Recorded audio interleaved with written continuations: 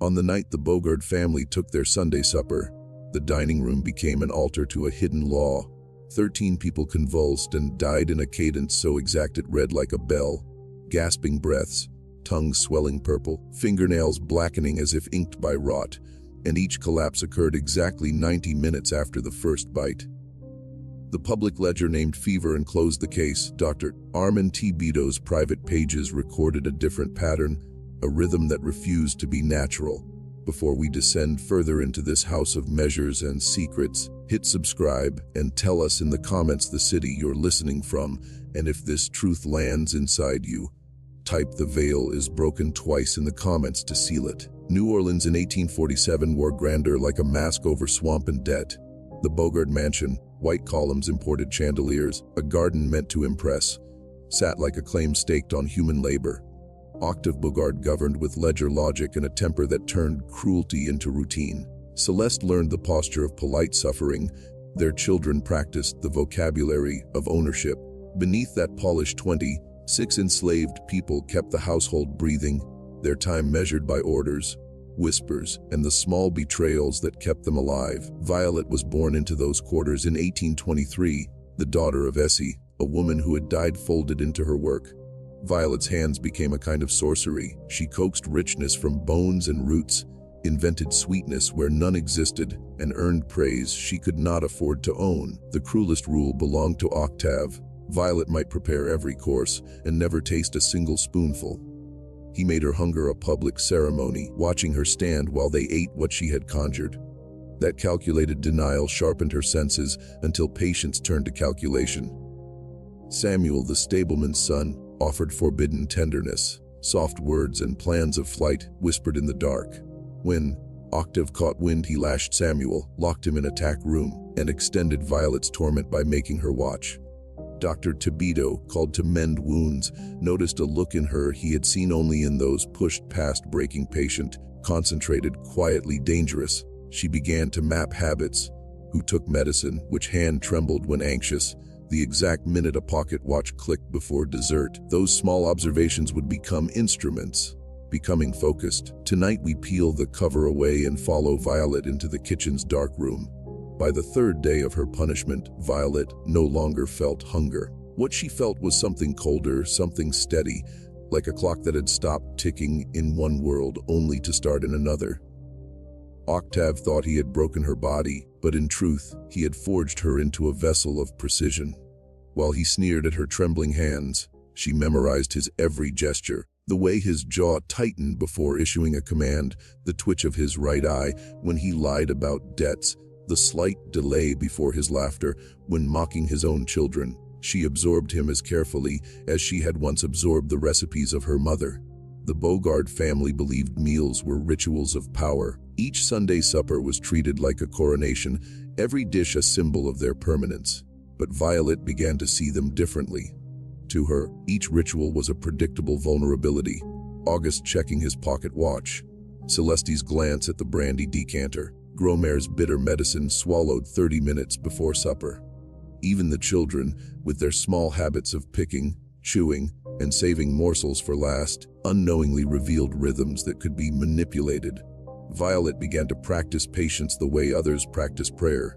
She endured insults like a sponge soaking poison, not resisting, only collecting. Each sharp word and cruel laugh became another mark on an invisible ledger she was balancing in her mind. Octave called it discipline, Violet called it proof. For every lash Samuel endured, for every crumb she was denied, Violet wrote a silent equation that would demand an answer. Samuel, bruised and bent, whispered from the tack room when she dared sneak near, "Hold on, Violet. Don't let him kill what's inside you." She nodded but said nothing. She could not risk words anymore, only intent.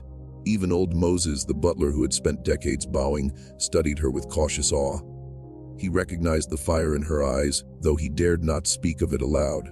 The household carried on oblivious. To them, Violet was still just the cook, still obedient, still a shadow that fed their grandeur. But within her, something ancient stirred. The same force that had carried her mother until exhaustion claimed her. The same force whispered in broken songs on nights when the enslaved prayed to endure one more sunrise. It was not despair. It was design. And in the heart of the kitchen, where no one thought to look, Violet began to craft the ingredients of vengeance. The kitchen was Violet's cathedral. Its heat, its smoke, its endless hours of chopping and stirring had shaped her hands the way devotion shapes a saint's body. But now, every pot and jar, every spice and vial, every knife and ladle became instruments for something beyond survival. Where others saw food, Violet began to see possibilities, hidden doorways inside the human body that could be opened or closed with a single taste. In the quarter markets, whispers traveled between enslaved cooks like smuggled scripture. They spoke of plants that could still a man's breath, seeds that swelled the tongue, powders so bitter they curdled blood. Violet had listened. She remembered every syllable. Essie, her mother, had once whispered warnings. "Child, some seasonings are not for flavor. They are for endings." Those words returned now, not as warning but as guidance. The French quarter apothecaries sold medicines to the wealthy, but beneath the counter they sold other things. Bark, roots, tinctures in dark bottles without names. Old Moses, who had run errands for the Bogards for 40 years, sometimes carried small purchases back to the mansion. When Violet asked him quietly for camphor and foxglove, his eyes searched hers. He said nothing, only placed the parcels in her hand with a nod as if to say, "You are not the first, nor will you be the last." Every night after the family's feasting, Violet tested. A pinch here, a drop there, always hidden in scraps tossed to the rats and stray dogs behind the kitchen. She measured the tremors in their paws, the length of their dying breaths, the swelling of their eyes. She recorded it in silence, each reaction another note in her growing symphony of control. No one saw her calculations, but she was building a science far darker than anything the doctor scribbled in his journal. Her body remained gaunt from hunger, yet her mind had never felt sharper. Each pain octave inflicted became another layer of steel wrapped around her will.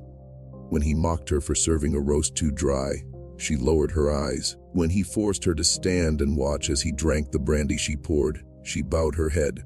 But inside, she was sharpening knives of thought. By midsummer, Violet no longer saw herself as a slave who fed the Bogards. She saw herself as a conductor arranging the last supper of a dynasty. And in her silence, in her obedience, she became invisible enough to finish what she had begun. By late July, the mansion's routines ticked with such precision that Violet could have told the time of day by sound alone. The clink of Celeste's cordial glass, the scratch of August's pen against his ledger, the creak of Gromer's chair as she settled for her medicine. These were not just habits, they were fault lines waiting to be struck. Violet studied them as a cartographer studies rivers before deciding where to build a dam. Her hunger had sharpened her senses into weapons. She noticed that Celeste's hands shook slightly when she poured from the brandy decanter, her thirst disguised as elegance.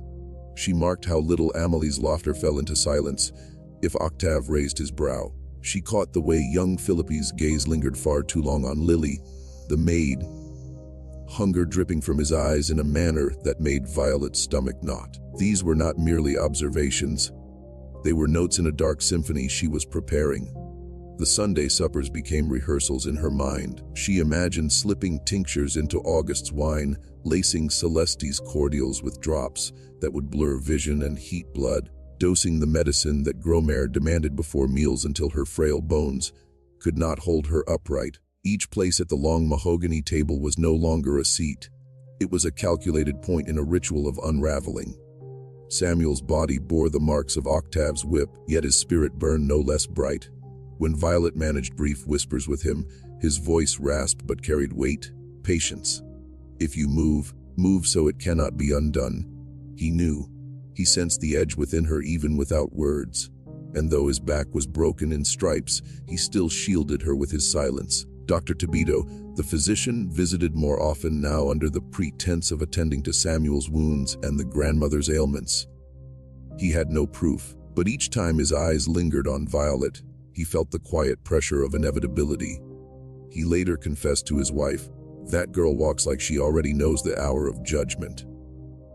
The mansion's chandeliers still glittered.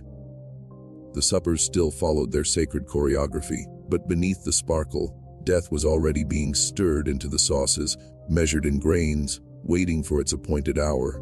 And if you feel the veil of this story thinning, type, "The veil is broken," twice in the comments to seal yourself inside this forbidden knowledge, because what Violet was preparing was not just food, it was prophecy. The air in the kitchen thickened as August dragged itself toward September.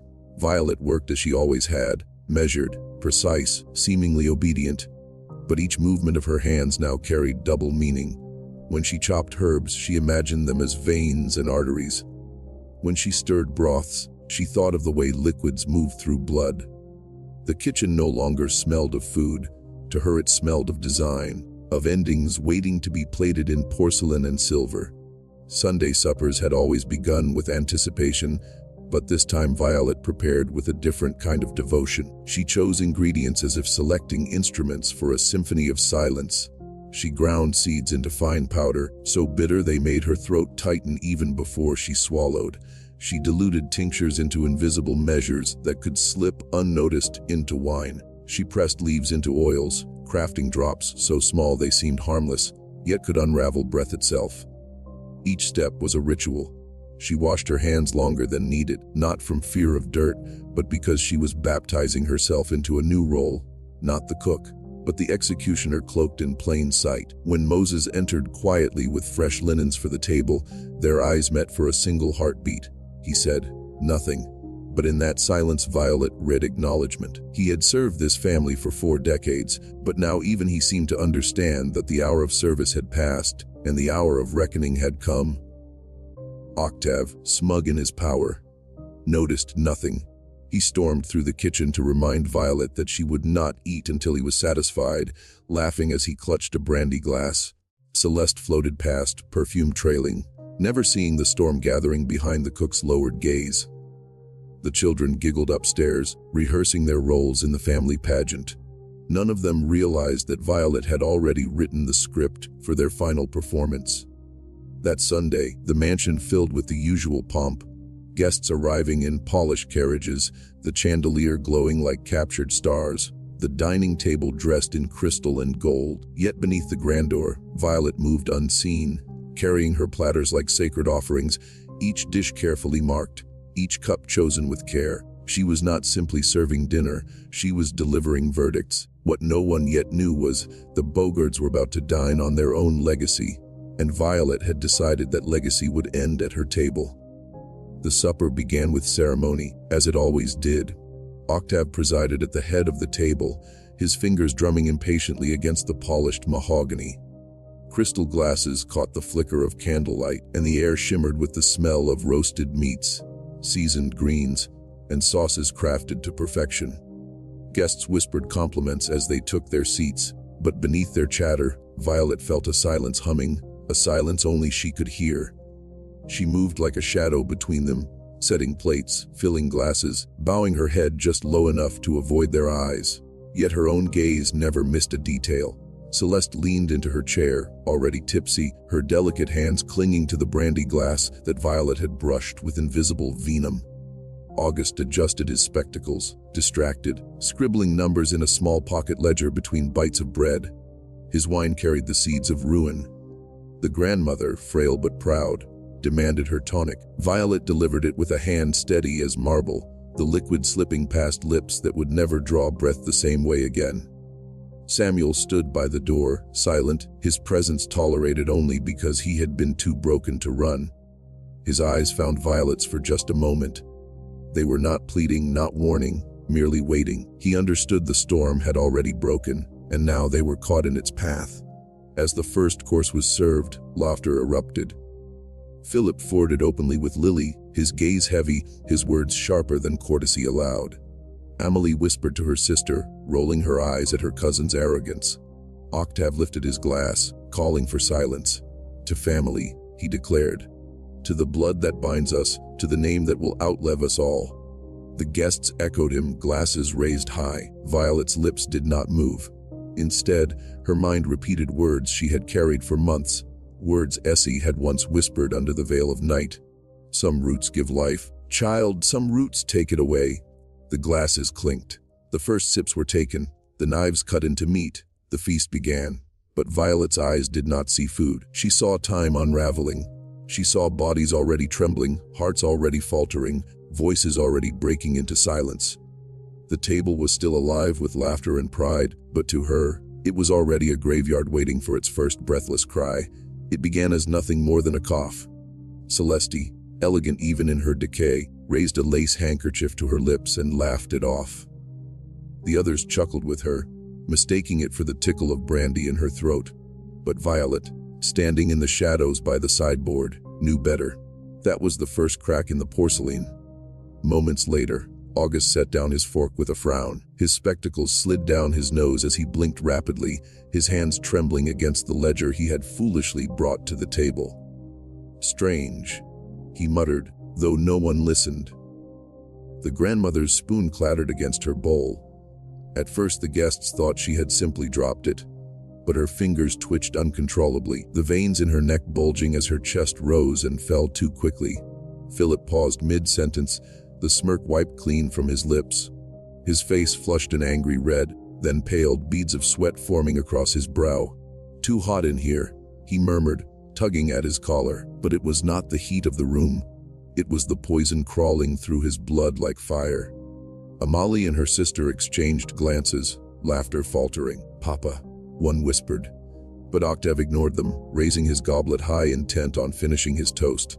And then, Celeste lurched forward, spilling crimson wine across the white tablecloth. Gasps erupted.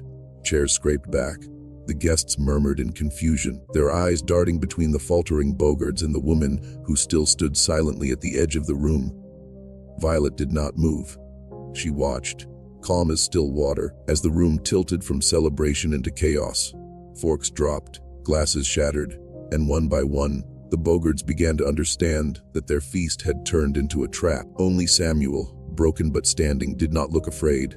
His gaze met Violet's across the chaos, and in that moment of ruin, she saw not despair in his eyes, but freedom. The table that had once been an altar of the Bogards' power was now their tomb, and Violet, the invisible cook, had become the hand of prophecy. The room convulsed into madness. Celeste was the first to fall, her jeweled necklace snapping against the table as she collapsed into her plate, wine pooling around her hair like a crown of blood. Her guests recoiled in horror, but there was no time to rise, no time to breathe before the next collapse struck. August's quill scratched a final, broken line across his ledger before his hand seized. Rigid, the ink spreading into a blot that mirrored the blackness overtaking his vision. He gasped for air, clutching his chest as if his very heart had betrayed him. The grandmother's chair toppled as her body shook violently, her cries sharp and animalistic, before fading into a ragged wheeze. Her silver hair spread across the floor, her tonic glass shattering beside her like a shattered charm that had failed to protect. Philippe's arrogance dissolved into panic. He stumbled to his feet, knocking over a candelabra, flames licking at the tablecloth as he clutched at his throat. "Help me!" he croaked, his voice cracking into silence as his knees buckled. His eyes bulged in terror, his gaze darting one final time toward Lily, who stood frozen in the corner, trembling with both fear and vindication. The children screamed. Amalie tried to rouse her father, shaking his arm as Octave finally felt the venom seize him. He rose half-standing, rage flashing across his face, ready to curse the heavens themselves. But his voice broke before the words left his lips. His great toast, his great declaration of family legacy, dissolved into a guttural choke. He collapsed across the table, his goblet spilling in silence, his last act a grotesque parody of triumph. Around them, the guests stumbled back in terror, some vomiting, some rushing for the doors. Crystal shattered under frantic hands. Silver plates clattered to the ground. The chandelier above trembled with the vibrations of chaos. Through it all, Violet stood in the kitchen doorway, unmoving, untouchable. She did not laugh. She did not weep. She simply watched as the Bogard name, soaked in cruelty, bathed in arrogance, drowned itself in the feast she had prepared. And in the corner, Samuel dropped to his knees, not from poison but from awe. His chains rattled as his head bowed low. He did not praise Violet aloud, but his silence spoke the words the room would never forget. The cook had become the executioner, and the mansion itself had become a grave. Silence bled into the room after the screams had burned themselves out. The air hung thick with smoke from the toppled candelabra, mixing with the sour stench of spilled wine and the metallic tang of vomit and blood. The grand dining hall, once a stage for wealth and pride, now resembled a battlefield without soldiers, a mausoleum lit by dying flames. The Bogards were scattered across their table of plenty, slumped in grotesque postures, their jewels and silks stained by the very food they had demanded. The children whimpered in shock, their cries sharp in the cavernous room, but even their small voices seemed to fade beneath the weight of what had been unleashed. Samuel rose slowly, his shackled hands trembling, not from weakness but from something heavier, realization. He looked at Violet, not with fear, not even with gratitude, but with the dawning recognition that everything had shifted. The chains on his wrists felt lighter, though they still cut his skin. He whispered, "Hoarse, it's done." Violet said nothing. Her eyes swept the carnage, steady, unblinking. She had not flinched at their convulsions, nor their cries, nor the silence that followed. To her, it was not murder. It was balance, a long-delayed answer to centuries of cruelty. The other servants began to gather in the doorway, drawn by the noise. Their eyes widened at the sight of their masters undone, but none dared scream. Some crossed themselves. Others simply stared, too stunned to believe what they saw. For years they had lived under the Bogard's lash, and now the lash lay broken on the floor. "What now?" whispered one of the younger maids, clutching her apron, her face pale as moonlight. Violet finally spoke, her voice calm, almost detached. "Now we breathe free." But even as those words left her lips, she knew freedom was never so simple. New Orleans was a city of whispers, and whispers had teeth. The Bogard's sudden death would not remain contained within these four walls. By dawn, the streets would seethe with rumor, poison, witchcraft, vengeance. Some would cheer in silence. Others would call for blood. Violet turned from the table, her shadow long in the flickering light. She had given them justice, but justice was never without cost. And outside, beyond the shuttered windows, the city of New Orleans slept, unaware that before morning, its balance of power would be shaken by the quiet hand of a woman they had never bothered to see. By sunrise, the whispers had already escaped the mansion walls. The milk boys making their morning rounds noticed no one at the gates. The grocer's cart passed by, unsettled by the sight of curtains drawn at such an unusual hour. Then, a housemaid, one who had fled in the night, spilled her trembling secret to a friend in the quarter. By noon, the city of New Orleans throbbed with one story: the Bogards were dead, all of them. Some claimed it was plague, divine judgment for their cruelty. Others insisted it was poison, served in silver goblets by hands too lowly to be noticed. And in hushed corners of taverns, people whispered Violet's name like an incantation. No one knew her face, no one knew her family, but all agreed she had done what none dared attempt. She had ended the Bogards. For the enslaved and the broken, the story became legend before the bodies were cold. Men and women who had once lowered their heads when the Bogards passed now dared to raise their voices in secret toasts. To Violet, they said, glasses trembling with both fear and pride. But the city's elites were not so eager to celebrate. The sudden vacuum of power was dangerous. Who would claim the Bogards' wealth, their land, their influence? And worse, if a kitchen slave could erase an entire dynasty in one night, what might others be plotting? Fear spread faster than fire, curling through parlors and marketplaces. At the mansion, the scene was sealed by armed guards, though none dared eat or drink within its cursed walls. The coroner's report muttered something about contaminated wine, but no one believed it. The deaths were too precise, too total, too poetic. And where was Violet? That was the question that turned rumor into obsession. Some swore she fled upriver, vanishing into the night like smoke. Others claimed she never left the mansion, that her ghost still walked the kitchen halls, watching with cold satisfaction. But Samuel, freed at last though marked forever, knew the truth. He had seen her walk out into the dawn, silent as the river mist. Not fleeing, not hiding, simply walking, as though she carried nothing on her back. She did not need to stay and watch New Orleans burn with her legend. She had already written herself into it. The hunt began before the Bogards were even buried. City officials could not allow such a crime, so bold, so unthinkable, to go unanswered.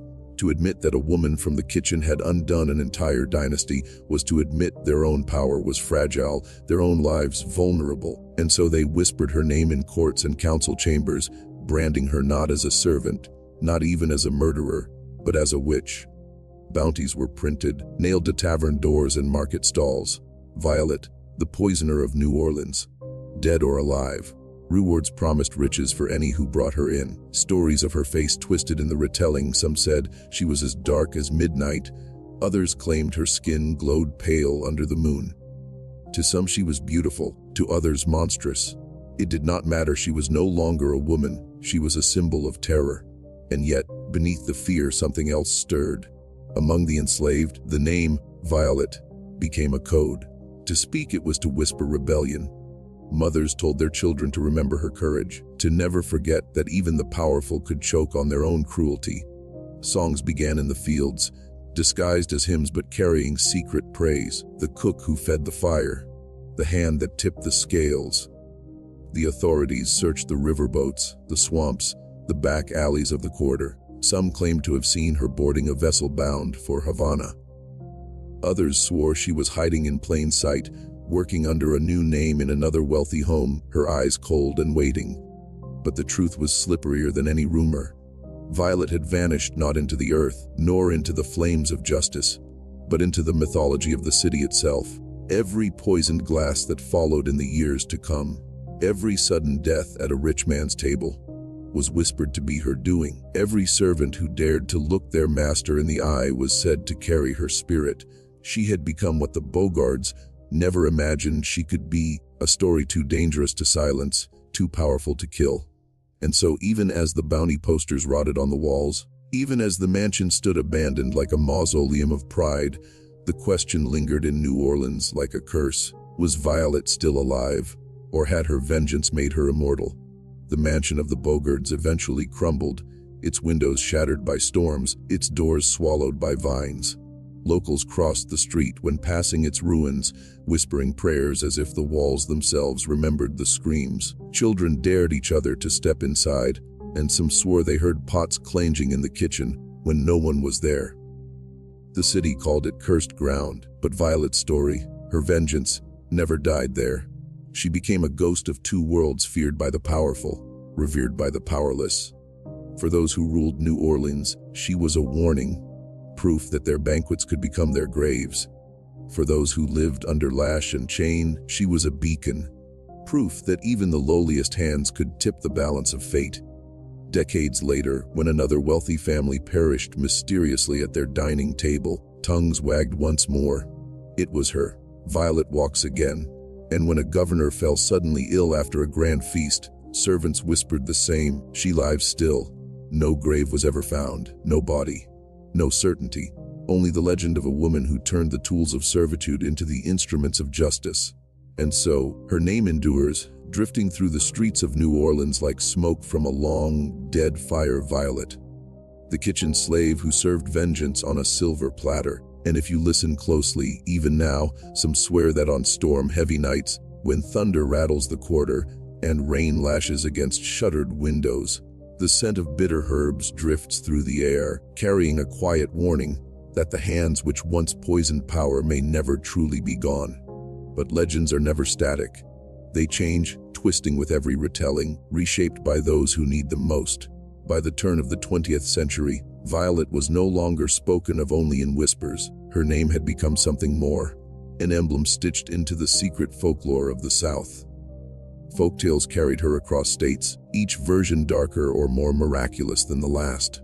Some said she fled to the swamps and struck bargains with spirits, becoming a conjure, woman whose potions healed the poor and cursed the cruel. Others claimed she sailed to Haiti, where her craft deepened among revolutionaries, her recipes passed down like sacred scripture. In black communities of New Orleans, her story was sung quietly in work songs and woven into tales told to children around fires. She was no longer just a kitchen slave. She was the avenger, the unseen hand that humbled the untouchable. To speak of Violet was to speak of resistance itself. But among the white elite, her name became a different kind of power, a ghost story used to frighten children into obedience. Eat what's given, don't cross your elders, or Violet will come for you. In their telling, she was no heroine, but a demon cloaked in rags. They tried to bury her memory under fear, twisting her defiance into something monstrous, and yet, no matter how they painted her, no matter how they spat her name, Violet endured. In archives, scraps of old police reports still mention the Bogard deaths with a careful vagueness, as if afraid to write the truth. A handful of letters, tucked away in the collection of a judge, describe the panic of the city, how the ruling class trembled at the thought of another Violet rising from the kitchens. Even in ink, they could not erase her. And in the French Quarter, amid the jazz and the shadows, some still claim her story is not finished, that the woman who walked out into the mist that morning has never truly been caught. Because she still walks, unseen, every time the oppressed find courage to strike back. Violet is not just a story. She is the reminder that sometimes vengeance doesn't end, it lingers. In New Orleans, the line between history and myth is as thin as the mist that rises from the river. Violet exists somewhere in that haze, half woman, half warning. To the city's poor, her tale grew into a weapon of survival. Whenever masters grew too cruel, whenever overseers pushed too far, the whisper would surface again, "Remember Violet." It was not just a story, it was a shield, a reminder that even the most powerless could leave a scar on the powerful. But to the city's rulers, her name was poison. Officials erased her from records, burying her under vague reports of unexplained illness. Priests thundered from pulpits about the dangers of sin and rebellion, weaving her into sermons as if she were a devil sent to test their faith. They thought that by turning her into a curse, they could strip her of her power. Instead, they did the opposite. Violet became a ghost story that refused to die. Families whispered her name over candlelight, children dared each other to call her in abandoned kitchens, and sailors swore they saw her reflection in the river. Eyes watching from the fog, the Bogard's mansion, rotting vine-choked silent, became her cathedral. And here lies the unsettling truth: every legend holds a seed of reality. Violet did exist. She did serve in the Bogard's kitchen.